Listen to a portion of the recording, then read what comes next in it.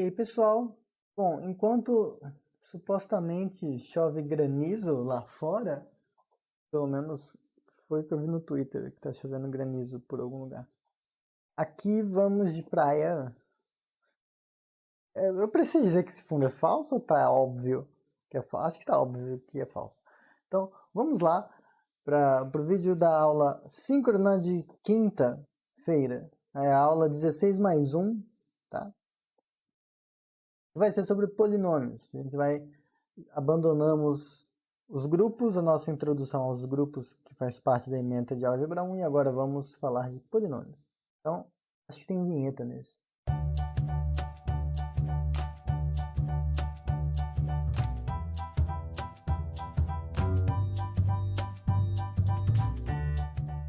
Bom, pessoal, então, como foi algo que para mim demorou para eu perceber essas diferenças quando eu aprendi na escola, quando eu aprendi na faculdade, no caso, tem umas diferenças que são importantes levar em consideração quando a gente está aprendendo esses conceitos que muitas vezes a gente confunde, dependendo do material que a gente usa para estudar, por exemplo, porque pode ser algo mais elementar, onde certas confusões de conceitos ocorrem naturalmente de modo inofensivo, mas como a gente está no curso de matemática, é interessante que a gente veja esses conceitos e destrinche os significados de cada um deles. Então, começar com essas três coisas que aparentemente têm muito em comum, tá? Essa expressão y igual a fx igual a x² mais 2x mais 1. Essa outra x² mais 2x mais 1 igual a 0. E essa outra x² mais 2x mais 1. Pura e seca. Então, é claro, é fácil perceber, digamos assim, que há algo em comum entre todas elas. Tipo, aqui você tem um montão de informação, aqui parece que é o mais complexo em algum sentido. Aqui parece que, de alguma forma, está simplificado, aparentemente, e aqui é exatamente o que é em comum entre os outros dois. O que é cada coisa? A primeira expressão envolve duas letras e números, né? Tem números, mas tem também dois tipos de letra aparecendo. Aqui tem esse fx, mas isso aqui foi só para indicar que o y, de certa forma, está em função, mas a gente poderia escrever só assim, tá? Principalmente dessa forma aqui, quando isso está escrito desse jeito, a gente tem x e y indicando, a princípio, valores quaisquer. A gente não fixou que valores são esses, mas o que a gente quer é que os possíveis valores que a gente atribui para x e y, quando substituídos nessa expressão, tornem a expressão verdadeira. Tá? Então isso tem, de certa forma, é como se fosse uma versão algébrica daqueles problemas de lugar geométrico, de você procurar os pontos que satisfazem certas condições dadas geometricamente. Aqui você tem o problema de expressar os pontos que tornam isso aqui verdadeiro. Ou não precisa também, mas a ideia é que, em geral, quando se escreve isso, você tem em mente a relação que existe, que precisa existir entre os valores que você vai atribuir para x e y. Em particular, nesse caso, uma vez que você atribui um valor para x, aí sim vai existir um único valor de y que torna isso verdadeiro, a saber, o resultado disso. Tá? Então, a gente também pode pensar nesse tipo de expressão como sendo uma função de x, no sentido de que você tem essa variável y e ela é dada, você consegue determinar ela a partir do momento que você determina o x. Então, de certa forma, o x é a variável livre e o y é a variável que depende. Depende do quê? Depende do x. Então, como é uma função, em geral a gente chama isso de função polinomial. Esse polinomial faz referência à expressão polinomial que a gente usou para determinar essa função. Tem uma função que você usa uma expressão trigonométrica para definir ela, então você vai ter uma função trigonométrica. Tá? Nesse caso, é uma função polinomial.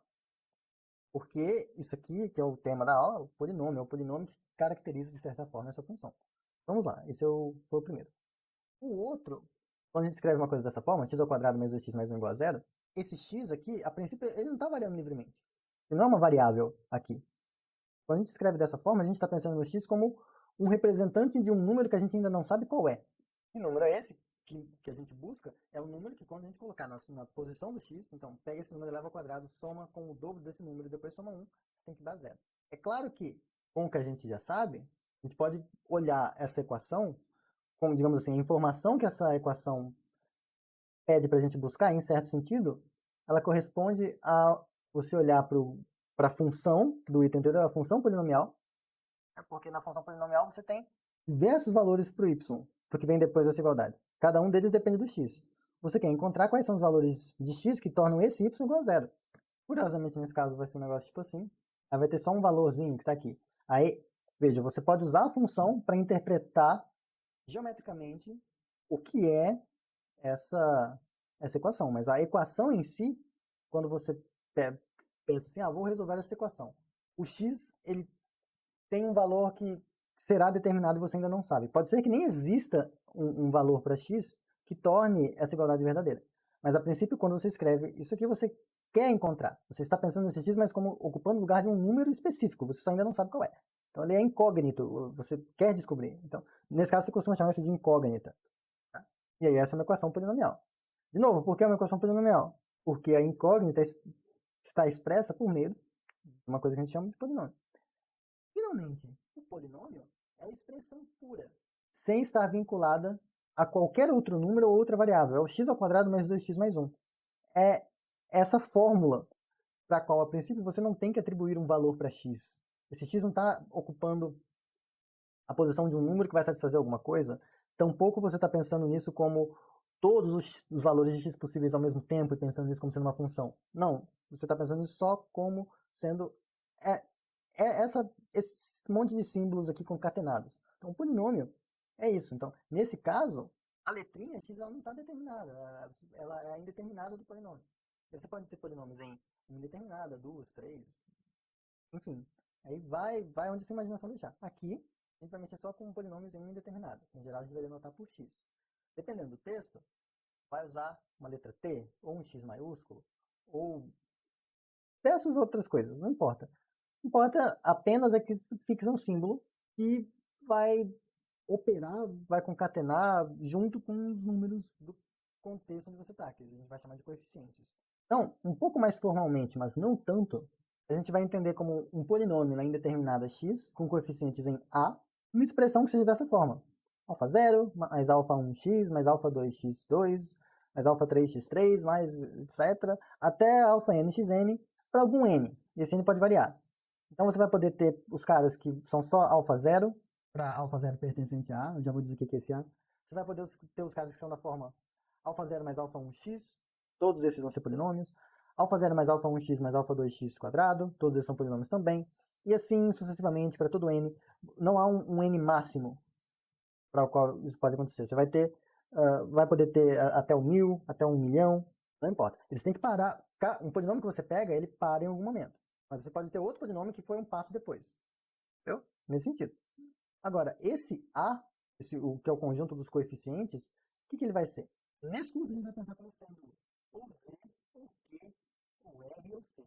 Ou seja, dentro dos inteiros, dos racionais, dos reais ou dos complexos. Mas, em geral, você pode fixar qualquer conjunto algébrico mais ou menos razoável. Aqui eu estou pensando em anéis. Tá? Você pode ter umas coisas um pouco mais gerais e considerar polinômios com coeficientes nesses anéis. Não tem problema. Em particular, nada impede que você pegue um anel de um conjunto de polinômios. Ele vai ser um tipo de coisa que a gente chama de anel também. E considerar considerar um anel de polinômios com coeficientes nesse outro anel. E aí, no fundo, você vai ter anéis de polinômios em mais de uma indeterminada. Não é uma coisa para agora. É só para dizer. Então, um conjunto de todos os polinômios, a gente vai denotar por AX. Então, é claro, se você tiver A igual a Z, você vai considerar ZX. ZX é o quê? É o conjunto de todos os polinômios cujos coeficientes são inteiros. Polinômios em determinada x. Aqui coloco T, todos os polinômios com coeficientes inteiros, ou seja, esses alfas que aparecem aqui são números inteiros. E as letrinhas no lugar do x vai ser um t. Então vai ser t ao quadrado, t elevado a n e assim vai. Mesma coisa eu posso ter ty. Aí fica o conjunto dos polinômios com coeficientes racionais. Então os alfazinhos que vão aparecer aqui são frações. E na indeterminada y. Então no lugar do x você vai ter y ao quadrado, y elevado a n e assim por diante. E assim vai pegar o jeito. O problema de definir polinômio assim, pessoal, é meio que como o problema de definir qualquer um dos outros conjuntos numéricos simplesmente definindo eles. Como a gente usa conjuntos, a princípio não teria por que alguém acreditar que existe algo dessa forma. Por que existe? O que é exatamente um polinômio, né? Porque a gente construiu os inteiros. A gente tinha os naturais, e com os naturais a gente fez umas classes de equivalência doida e construímos os inteiros. Aí com os inteiros a gente construiu os racionais. Eu falei como dos racionais você consegue construir os reais. Então, como construir uma coisa dessa, né? É uma pergunta razoável. Como que eu construo o conjunto de todos os polinômios? Dá pra fazer, sim. Mas, acreditem, não compensa ver isso agora. É chata a construção. Tem coisas mais urgentes para se ver. Então, como não iremos construir polinômios de coisas mais simples para chegar nele, tem coisas que a gente precisa provar que valem. Tá? Que, no fundo, perdão, falei errado. Tem coisas que a gente precisa assumir que valem. Porque quando a gente constrói, aí a gente consegue provar que elas valem, porque a gente partiu de algo mais simples. Como aqui, de certa forma, eu estou introduzindo os polinômios axiomaticamente, eu tenho que dizer o que eles têm que satisfazer. O mínimo, pelo menos. Mas é claro, esses axiomas, a coisa não funciona por conta dos axiomas, mas são os axiomas que a gente coloca de modo a satisfazer aquilo que a gente já verifica se tivesse construído, ou quando a gente manipula coisas dessa forma e percebe que as propriedades são essas. Mas, enfim, vamos lá. Então, a primeira coisa que convém destacar é o que é o grau de um polinômio. Tá? Então, o grau de um polinômio. Se pegar um polinômio alfa 0 mais alfa 1x mais alfa nxn, tá? Isso aqui tudo é um polinômio. Tá? Eu não costumo ligar muito para nomes, mas cada uma dessas coisas aqui é um monômio. É um monômio. Então, você pode pensar também que polinômios são, de certa forma, somas de monômios. Mas a gente já vai entrar na parte da soma. Calma, não se apressem. Então, você pega um polinômio e pelo menos um desses coeficientes que apareceram aqui, alfa 0, alfa 1, alfa n, pelo menos um deles é diferente de zero, né? Porque esses coeficientes pertencem ao A. E o A é Z, Q, R, eu sei. Todos esses caras têm uma noção de zero lá dentro. Então, se você pegar um polinômio que é assim, que tem pelo menos um dos números nessa lista diferente de zero, a gente define o grau como sendo o maior índice onde o coeficiente que apareceu é diferente de zero. Então, o grau vai ser o maior j, tal que o alfa j correspondente é diferente de zero. Esse alfa j que às vezes a gente chama de coeficiente líder. Então, por exemplo, aqui em 7 mais 2x ao quadrado, o grau é 2. O coeficiente líder é 2. Ah, poderia ser 3x quadrado. Tudo bem. Sendo 3x quadrado, o grau é 2 e o coeficiente líder é 3. Então é isso que a gente olha. O 2, lembra, tem aqui um termozinho alfa 0 que não tem nenhum xzinho. Você pode pensar assim, secretamente aqui tem um x elevado a 0, porque você quer que coisas elevadas a 0 sejam 1. Tá? Você pode pensar assim. Mas nesse caso, vejam que o único alfa que apareceu é diferente de 0. Então a gente pode falar do grau desse cara. E o grau desse cara vai ser 0. E esse aqui é o coeficiente líder. Então, ó, polinômios de grau 0, a gente também chama de constante. Tá? Aí, ó, só outra coisa. Porque, por exemplo, em geral, quando a gente escreve um polinômio nessa forma, meio que a gente está implicitamente assumindo que o grau disso aqui vai ser n, né? Porque eu não escreveria alfa n xn se o alfa n fosse 0. Mas, a princípio, você pode escrever isso. Esse cara aqui, ó, você pode pensar que isso aqui é 7 mais 0 vezes x mais 3x ao quadrado. 0 vezes x a gente quer que seja 0, então não vai aparecer aqui. Mais, por exemplo, 5x à quarta. Opa, 0x à quarta. Mas a gente quer que o 0 vezes essa coisa seja 0 mesmo, então não precisa aparecer. Aí eu coloquei esse outro aqui, 7x elevado a meio. A gente não tem expoentes racionais. A gente só está pensando em expoentes para a letrinha, para indeterminada. Os expoentes são naturais. Eles não é nem inteiro. A gente não quer expoente negativo. Pensando só em expoentes naturais. Então, isso aqui, esse x elevado a meio, não existe. Então, não é nem um polinômio para me perguntar sobre o grau dele. Ah, Renan, então significa que não existe 7x elevado a meio. Não, existe. Eu estou falando que não é um polinômio. É outra coisa. Tá? Eu poderia tentar argumentar também assim. Não, pera, Renan. X elevado a meio é só um artifício, um jeito de falar de algum polinômio. P. Só que quando eu multiplico P por P, isso aqui vai dar o polinômio X. Só isso que eu estou querendo dizer. Ah, beleza. Então, nesse caso, também não existe, tá? Não vai existir. Mas isso vai ficar para depois, para a parte 3 do curso. E finalmente coloquei aqui o zero, tá? Porque o zero, vejam, não há uma restrição na definição de polinômio pedindo que os coeficientes não sejam zero. Os coeficientes podem ser zero, inclusive todos. Todos os coeficientes podem ser zero. Acontece que nesse caso, a definição de grau não faz sentido. Eu não posso dizer que o grau do polinômio zero é zero, porque para ser zero, isso ia estar dizendo que o primeiro coeficiente, o primeiro índice onde aparece um coeficiente diferente de zero é o zeroésimo índice, esse aqui. Mas o zeroésimo índice está acompanhado de zero. Então não é um grau zero. Ah, então pode ser grau menos um? Talvez. Ah, acho que já ouvi falar. Ah, você já viu lugares onde onde o zero tem grau infinito, menos infinito? Eu não sei. Porque assim, eu sou da escola que não define o grau do polinômio zero. Ele fica sem definição. O polinômio zero existe, ele é um polinômio legítimo, mas o grau de polinômio a gente só define para polinômios que não são zero.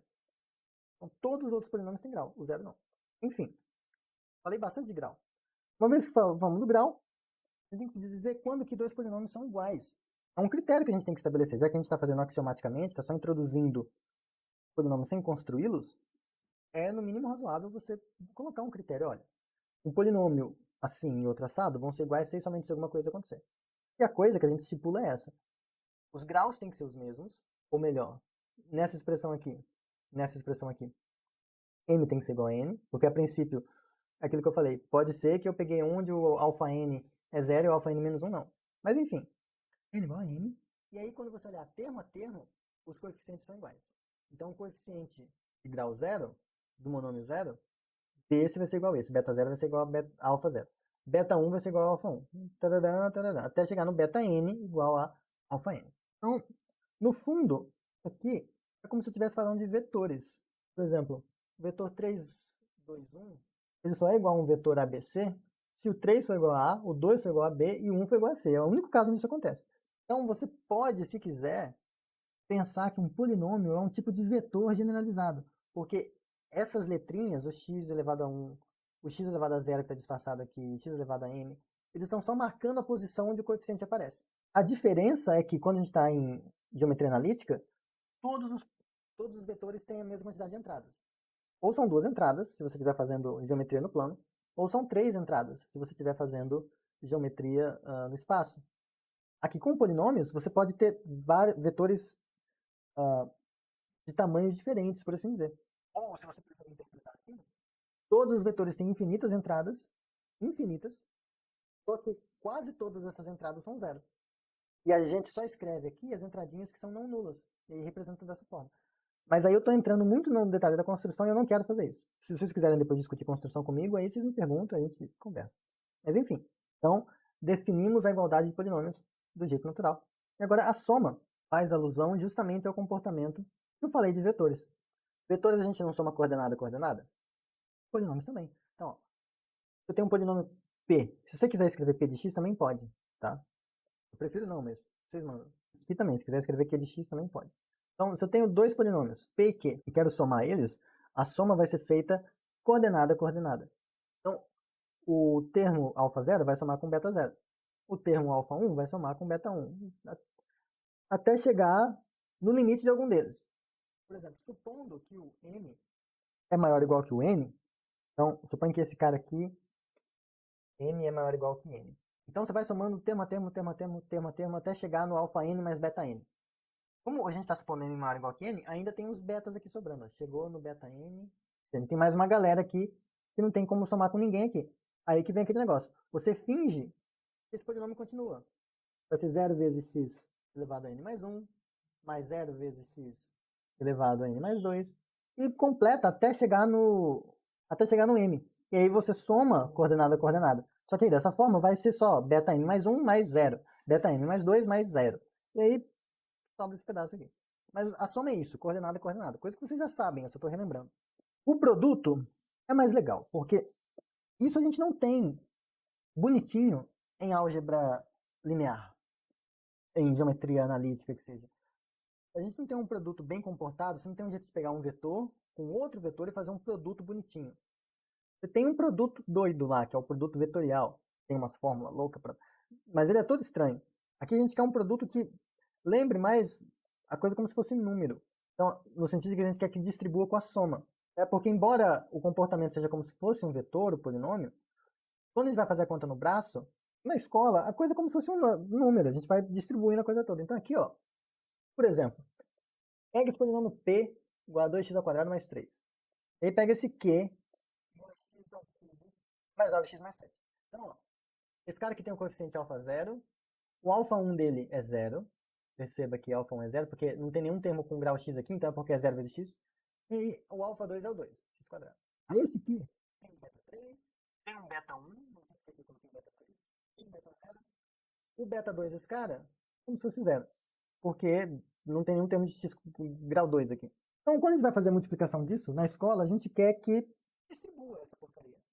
E a gente está pensando que esse x não tem um valor de nenhum número em particular, mas a gente quer que ele se comporte como se fosse um número, quase como se ele fosse um novo número. Até porque lá na frente a gente vai pegar o polinômio e vai querer interpretar ele como sendo uma função. Então a gente quer que, desde antes, ele já tenha o comportamento que ele vai ter depois quando você atribuir um valor numérico a ele. Mas aqui não precisa.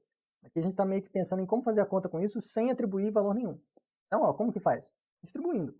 2x quadrado mais x ao cubo vai ser 2x quadrado vezes x ao cubo. 2x quadrado vezes 9x vai ser 18x quadrado vezes x. Mais 2x quadrado vezes 7 vai ser 14x quadrado. Porque a gente está multiplicando coeficientes e juntando as letras que aparecem. E aqui, de novo. Aí passa pro próximo. 3x ao cubo, 3 9, 27x, 3 7, 21. Agora a gente soma tudo. Soma tudo pensando na regra da soma que a gente já sabe. E pensando de novo no comportamento numérico que a gente gostaria de ter se trocasse um dia o x por um número, mas não precisa. Mas se trocasse, a gente gostaria que, sendo a mesma base, os expoentes se somassem. Então aqui é 2 e 3, então vai ser 5, então 2x à quinta. Aqui, x2 e x vai ser x ao cubo. Como já tem um x ao cubo aqui, 18 mais 3 vai ser 21 ao cubo. O único termo com x é o 27, então 27x vai ficar aqui. O único termo com x ao quadrado é o 14, então 14x ao quadrado. E aí sobrou esse 21 mais 21. Então o resultado dessa multiplicação a gente gostaria que fosse isso. Como tirar a regra geral da multiplicação de polinômios daí? Essa é uma pergunta boa. Vamos olhar para o termo de grau 5. O que apareceu aqui são 2. Nota que esse 2 ele veio do produto do alfa 2, tá aqui, ó, veio do produto do alfa 2 com o beta 3, que é o termo de grau 3 aqui. Então, alfa 2 vezes beta 3 deu esse 2. Agora, olha que legal. O índice desse cara é 2, o índice desse cara aqui é 3, e a soma desses caras dá 5, que é o grau do monômio que eu estou calculando agora, do monômio da vez. Se eu pegasse, por exemplo, alfa 3 e beta 2, porque, ó, aqui é 3 e aqui é 2. Isso vai dar 0, porque, vejam, aqui esse polinômio só vai até ele tem grau 2. Então é como se o alfa 3 dele fosse 0. Então, não faz diferença. Então vai ser alfa 3, que é 0, vezes o beta 2. Mas o beta 2 aqui melhorou, ele ainda é 0. Então, você pode pegar qualquer combinação de índices aqui, cuja soma é 5, e você vai ver que você poderia somar eles aqui, ó, por exemplo, alfa 1, não tem, pera. Alfa 1 vezes beta 4. O alfa 1 desse cara é 0. O beta 4 desse outro também, porque o grau desse é 3. E não importa, qualquer outra combinação que você colocar aqui, você só tem você tem o 0 mais 5. O alfa 0 desse aqui é 3, mas o beta 5 desse é 0. Você tem o 1 mais 4, o 2 mais 3, o 3 mais 2, o 4 mais 1 e o 5 mais 0. Quando você for fazendo todas essas combinações, e multiplicando aqui, você vai ver que a maioria vai dar 0, o único que vai sobrar é esse alfa 2 e beta 3, que alguém já tinha achado. Mas vamos para outro. O próximo é o 21. Nota que esse 21 veio como resultado desse 18 somado com esse 3. Agora, esse 18 veio do alfa 2 vezes beta 1. Nota, alfa 2 vezes beta 1. 2 mais 1, 3, que é o grau que a gente está pegando aqui. E da mesma forma, o próximo, esse 3, ele veio de quando você pega o alfa 0, que é esse cara aqui, e multiplica ele com o beta 3. E de fato, 0 mais 3, ou 3 mais 0, é 3, então ainda está dentro. Então, vejam, para você encontrar o coeficiente de grau n do produto de polinômios, você pega o coeficiente de um dos polinômios e o coeficiente de outro polinômio, de modo que a soma dos índices dê aquele n que você quer. Faz todos os produtos dessa forma e soma. A soma disso vai dar o coeficiente final. Ah, aqui tem uma outra explicação, um outro exemplo abrindo isso, mas aí, de modo geral, a definição vai ser essa do produto. Tem um P, que é esse somatório de alfa j, xj, de j indo de 0 até n, e um Q, que é esse somatório de beta L, xl, de L igual a 0 até n. O produto, pensa que os caras de maior grau vão ser m e n. Então, o produto vai ser m mais n, então vai de 0 até m mais n. E aí, para cada número entre 0 e m mais n, então você fixa um Szinho entre 0 e minhas n, fixou aqui. E aí você olha todos os j's e l's que apareceram aqui, de modo que j mais l dá esse s da vez, dá o s que você está olhando. Faz todos esses produtos, soma, isso vai te dar o coeficiente do xs por aquele s em questão. E aí, quando você fizer isso para todos os s, você tem o produto dos dois polinômios. Pergunta, é essa fórmula que a gente faz quando a gente está fazendo conta com polinômio? Implicitamente sim, mas na prática não. Na prática, o produto de polinômios é o que você já sabe. É essa coisa distribuindo não sei o que, indo para lá e para cá. Precisamos ser capazes de dar uma regra que dá conta de qualquer polinômio. E como que você vai falar, pegar um polinômio de grau qualquer mn e falar que é para ir fazendo essa distributiva com chuveirinho? Ah, vai para lá, para lá, para lá, e depois para lá, para lá, para lá. Se aqui tivessem 4 termos, como que você ia escrever isso? Se tivesse 5. Isso aqui, essa regra, ela dá conta de todos os casos. Mas na prática, na vida real, você não vai. Dificilmente você vai ter que usar isso para fazer uma conta no braço mesmo. Mas às vezes, para algum tipo de argumento formal, onde você não pode dizer exatamente quem são n e m, aí você não vai provar com exemplo.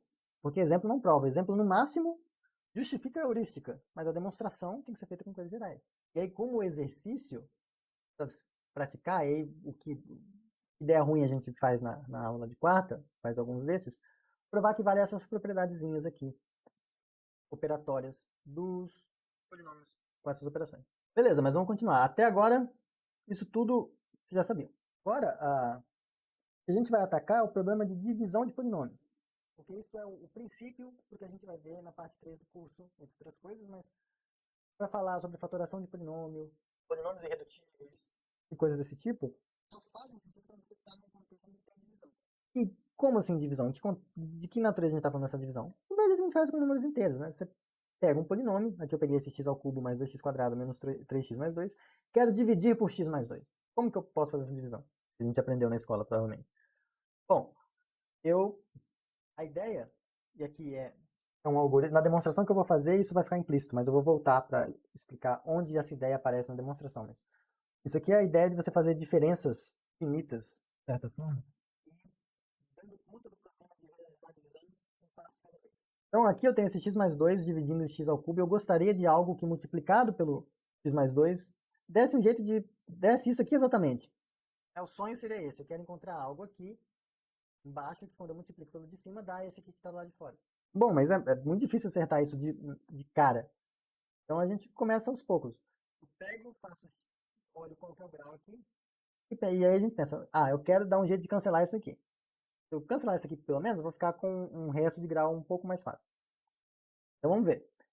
Aqui é grau 3, aqui é grau 1. Então vamos multiplicar por algo de grau 2. E aí o resultado de x, só olhando isso aqui, ó, x ao quadrado vezes x mais 2, o resultado disso vai ser x ao cubo mais 2x ao quadrado. Agora, se a gente pegar isso e subtrair, vai ter esse primeiro passo aqui. O quão boa é essa divisão? Você pegar x ao quadrado e multiplicar por x mais 2. Ela dá esse negócio e para alcançar o que você queria, faltou essa parte. E essa parte aqui a gente encontra justamente pegando o original e subtraindo dessa primeira aproximação. Agora, essa aproximação tem grau 1, esse cara aqui também tem grau 1, então a gente só não precisa mudar o grau. Só precisa dar um jeito de sumir com esse 3 daqui. Então, vou multiplicar por menos 3. Esqueço esse agora, esqueço isso aqui, olhe só para esse. Então, fica menos 3x, menos 3 vezes 2, menos 6.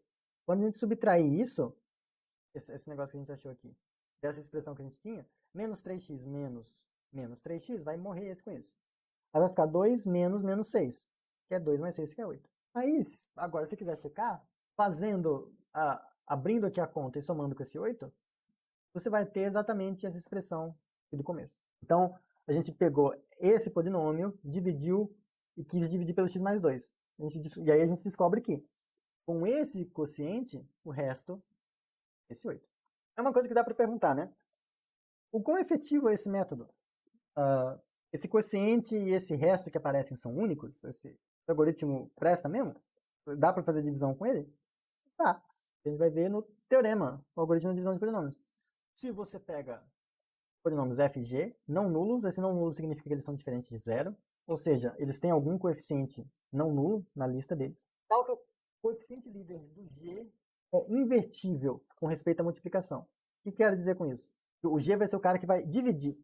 Então aqui, ó, a gente pegou o x mais 2. X mais 2 é, no fundo, 1 vezes x mais 2. 1 sendo o coeficiente líder. Então, esse processo que a gente fez aqui, esses polinômios só estão usando números inteiros. Então, é bacana nesse tipo de situação que o resultado envolva coeficientes que também são inteiros. Porém, nota que se aqui fosse 2x, já ia ficar complicado para a gente encontrar uma coisa para multiplicar aqui e de modo que cancelasse esse x ao cubo. Porque se eu multiplico por x ao quadrado mesmo, ia ficar 2x ao cubo, que não cancela com isso. Se eu multiplico por 3, por 2, por 4, não importa o número que eu multiplique, que eu coloque aqui junto, não importa o m que eu coloque aqui, não vai, sendo inteiro, não vai ter como esse m vezes esse 2 dar 1. Então, nunca vou conseguir cancelar esse x ao cubo. Por isso que a gente está pedindo que seja invertível. Aí você vai e fala, mas Renan, então por que você não fala que o coeficiente tem que ser 1? Pronto, faz a divisão só por casos que o polinômio é mônico, né, que a gente chama. Não faço, por quê?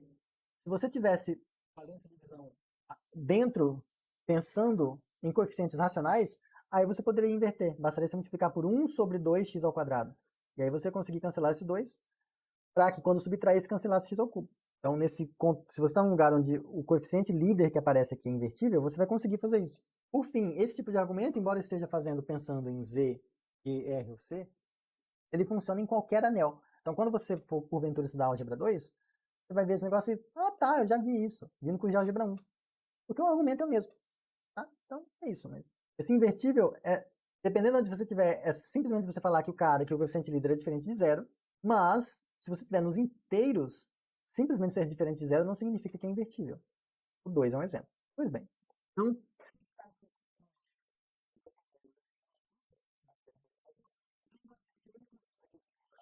Q e R, então existem únicos polinômios Q e R. Tais que o F original aqui se escreve como sendo Q vezes G. Então, esse Q de quociente, você consegue um único polinômio que vai ser o quociente, e multiplicado por esse G, quase dá o F. O que falta para dar o F é esse resto. Mas no argumento a gente vai ver que ou esse resto é zero, e aí de fato você conseguiu fazer uma divisão exata. Eu não estou colocando Rx porque senão vai ficar muito poluída a notação. Imagina, f de x igual a q de x vezes g de x mais r de x. Você sabe que f, q, g e r são polinômios? Para que você quer ficar colocando x toda hora, indicando isso? Você já sabe, não precisa, é redundância, não precisa. Às vezes é útil, mas muitas vezes não. Nesse caso não precisa. Então, ou o resto é zero, a divisão foi exata, ou o resto não é zero, ou seja, é um polinômio não nulo. Sendo um polinômio não nulo, ele tem grau. E aí, a graça desse grau é que o grau desse resto vai ser menor que o grau do g, que é a coisa que está usando para dividir.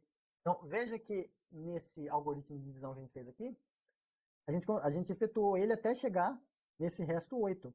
8 é um polinômio constante de grau 0, e 0 é menor do que 1, que é o grau desse polinômio aqui, que a gente estava usando para dividir.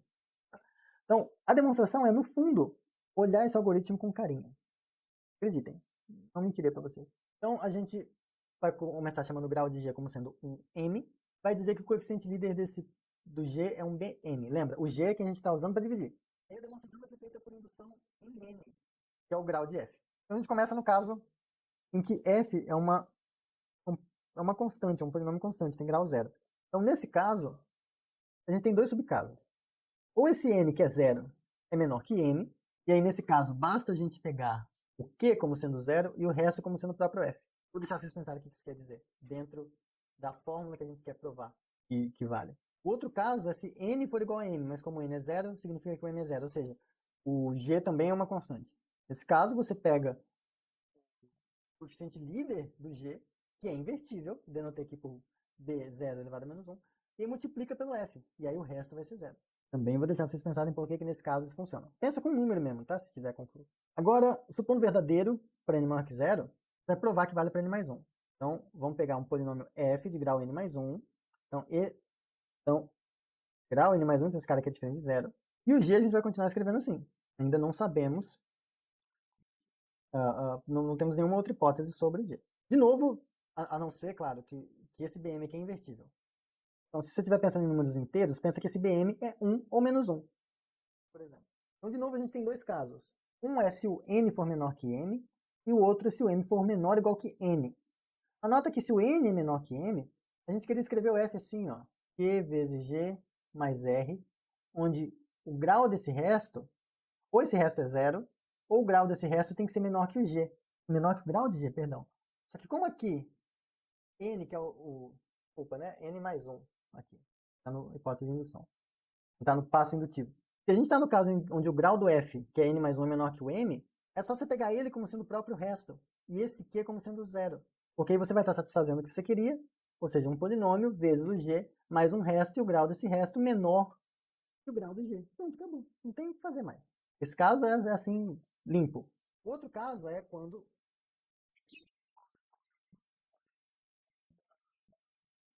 querendo dividir o F por G. Aqui vai aparecer um Q e aí vai ter um R. Aí, Q vezes G mais R igual a F. É isso que você quer. No caso do grau do G é menor que o grau que está dividindo, a gente vai definir esse polinômio auxiliar aqui. Ó. F2 igual a F menos AN mais 1 vezes BM elevado a menos 1 vezes X elevado a N mais 1 menos M vezes G. Tem grau menor ou igual que N. Aqui parece que a gente tirou isso da cartola. Primeiro, por que cozinhar um polinômio de grau menor ou igual que N? Está na hipótese de indução. A gente sabe que se o polinômio que a gente quer dividir por G tiver grau N, funciona. Eu peguei um cara de grau N mais 1. Então eu quero reduzir ao caso que eu já sei resolver. Isso é o porquê fazer isso. Agora, o que significa fazer isso? Então, ó, F menos a N mais 1 vezes B elevado a N menos 1, não sei o que, não sei o que. Pensa aqui ó, que o N mais 1 é 3. Tá? Pensa que o N mais 1 é 3 e que o M é igual a 1. Pensa também que a gente está nos inteiros.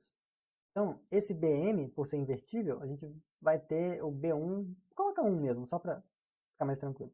Esse AN mais 1 é o coeficiente líder, é o coeficiente líder do F. Vamos pensar que o A3 é 1 também. Então, esse F2 é o que eu obtenho quando eu pego o F e subtraio 1 vezes 1 de x elevado a 2 vezes o g que eu estou querendo dividir. Para e pensa o que a gente fez aqui. Esse era o F, esse é o F, esse é o G. Para obter esse cara, isso aqui vai ser o F2. Eu peguei o F e subtraí do resultado que eu obtenho quando eu faço 1, que é o coeficiente líder desse cara, vezes 1, que é o inverso multiplicativo do coeficiente líder desse cara. Se aqui fosse 2 e a gente tivesse nos racionais, eu ia multiplicar por meio. E vezes x elevado a 2, esse 2 é simplesmente o 3 menos o 1, e aí eu multipliquei pelo g. O resultado disso apareceu aqui. Então, esse aqui, essa coisa aqui, é o resultado. É essa coisa toda aqui. E aí o F2 é o que eu obtenho quando eu faço F menos isso. Essa passagem já está acontecendo aqui. Então, e aí, isso vai te dar um polinômio de grau menor ou igual que n. Aí a gente está falando, por hipótese de indução, existem tais coisas, tais e tais que funcionam. Se fosse num caso real, essa hipótese de indução, a gente substitui pelo seguinte. Pega esse polinômio novo e aplica o método mais uma vez. Esse vai te dar um novo polinômio de grau ainda menor. Vai te dar um outro polinômio. E você vai repetindo. Em algum momento, você vai chegar no momento onde vai esgotar. Você já vai... Ou vai dar exato, ou você vai chegar num resto onde acabou. Já encontrou o resto que você queria. Mas quando você está no argumento indutivo, você fala, bom, aqui caiu num caso que eu já sei resolver.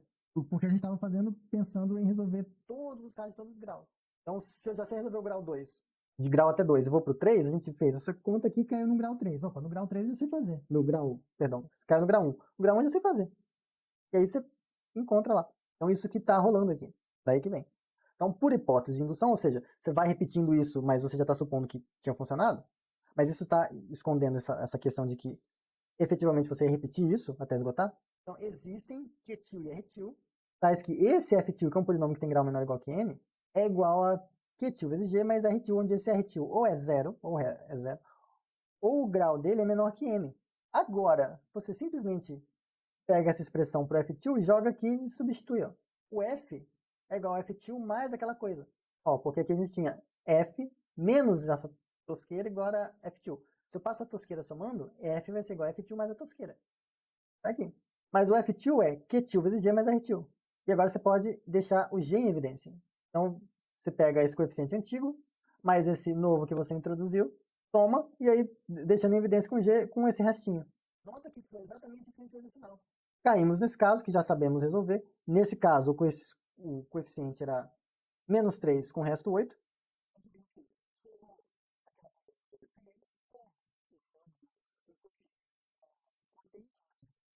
Caso que a gente sabe resolver. E aí deu o quociente final. mais o resto. Então, é o algoritmo de divisão que a gente faz na escola, só que aqui escrito de um jeito geral. Tá? E aí, com isso, a gente prova que existem Q e R com a propriedade que a gente queria. Mostrar que eles são únicos, ou seja, se você consegue escrever F igual a Q' G mais R', então Q' igual a Q e R' igual a R.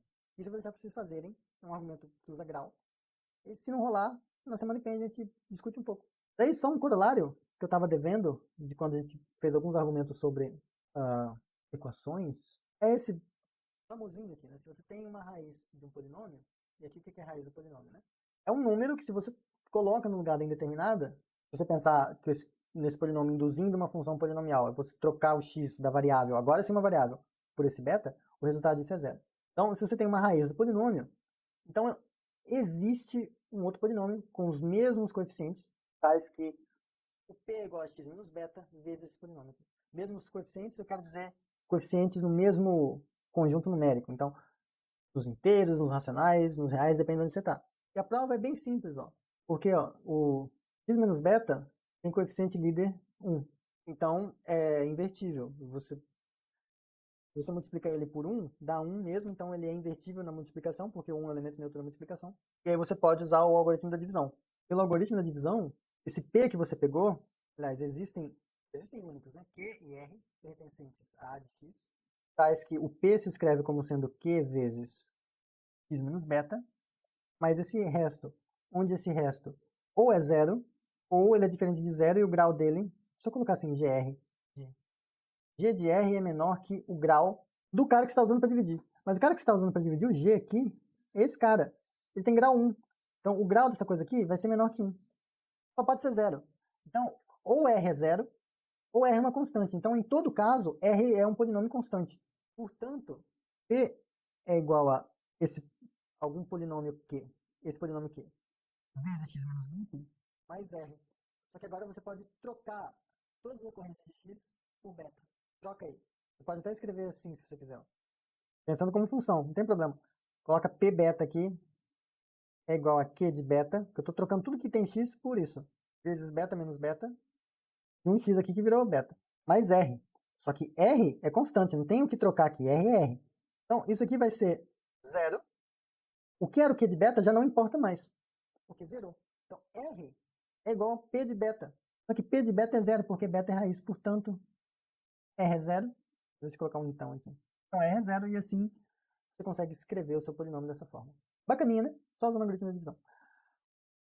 Então, só deixar esse vídeo com uma observação, que é a seguinte. Por que é perigoso confundir polinômios com funções polinomiais? E eu vou pedir para vocês considerarem o conjunto de coeficientes como sendo Z2. Lembrando, Z2 é igual a 0 barra, 1 barra, são os restos, a classe de restos na divisão por 2. Então, acho que não é difícil se convencer de que você pode pensar em polinômios que têm coeficientes dessa forma. Você vai ter 1 barra vezes x, por exemplo, mais 0 barra vezes x quadrado, mas aí você quer que esse cara vai simplesmente sumir. Mas você pode escrever 3 barra x ao cubo, mas 3 barra aqui é 1. Então isso aqui seria x mais x ao cubo, por exemplo. Você tem umas coisas assim. Então, dito isso, considere esse polinômio aqui, ó, p igual a x quadrado mais x. Então, ele tem como coeficiente 1 barra e 1 barra aqui. Em particular, pelo que a gente combinou de identidade de polinômios, esse polinômio não é nulo.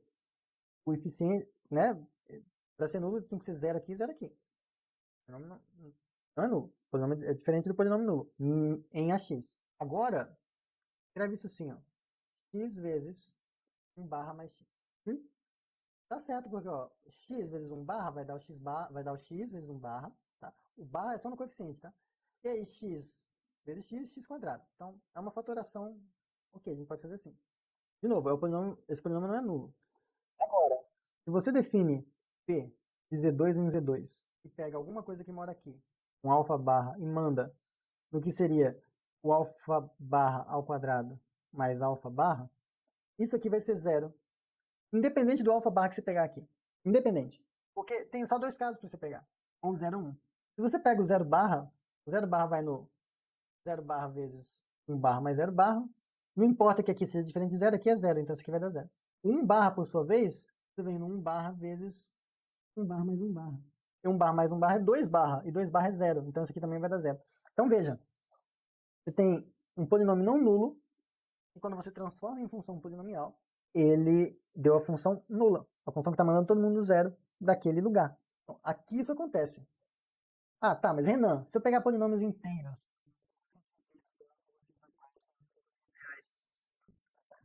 não, aí não. Dá para mostrar que não dá.